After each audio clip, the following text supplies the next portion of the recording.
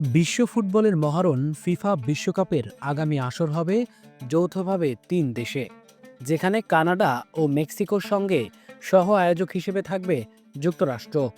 ইতোমধ্যে বিশ্বকাপের কাউন্টডাউন শুরু করে দিয়েছে বিশ্ব ফুটবলের নিয়ন্ত্রণ সংস্থা ফিফা।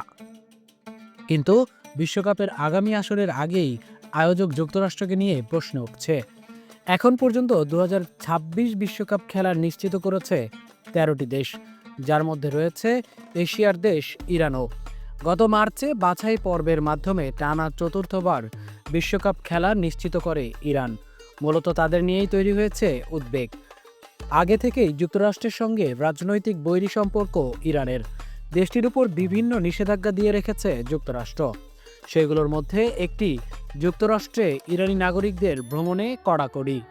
ইসরায়েলের সঙ্গে ১২ দিন ধরে যুদ্ধ চলছে ইরানের। সেই যুদ্ধে সরাসরি জড়িয়ে পড়েছে যুক্তরাষ্ট্র। ডোনাল্ড ট্রাম্পের নির্দেশে ইরানের শান্তিপূর্ণ পারমাণবিক স্থাপনায় হামলা চালিয়েছে মার্কিন বিমান বাহিনী। এরপরেই প্রশ্ন উঠছে, এমন অবস্থায় যুক্তরাষ্ট্রে খেলতে যেতে পারবে তো ইরান? ফিফার নিয়মে অবশ্য কোনো বাধা নেই, তবে যুদ্ধরত কোনো দেশের বিশ্বকাপে নিষেধাজ্ঞায় পড়ার ঘটনাও আছে।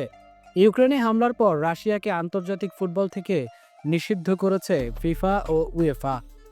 একটি বিকল্প ব্যবস্থা অবশ্য খোলা আছে, যেখানে ইরান যুক্তরাষ্ট্র ভ্রমণ ছাড়াই বিশ্বকাপ শেষ করতে পারবে। সেক্ষেত্রে ইরানকে থাকতে হবে এই গ্রুপে। এই গ্রুপে থাকা দলগুলো গ্রুপ পর্বে খেলবে মেক্সিকোতে। ইরান যদি পরবর্তী রাউন্ড নিশ্চিত করে, তবুও তারা মেক্সিকোতেই খেলতে পারবে। কিন্তু প্রশ্ন হলো, এই গ্রুপে কি ইরানকে সুযোগ করে দেওয়া হবে?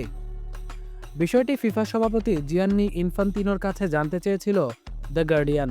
ফিফা সভাপতি অবশ্য এ বিষয়ে কোনো মন্তব্য করেননি।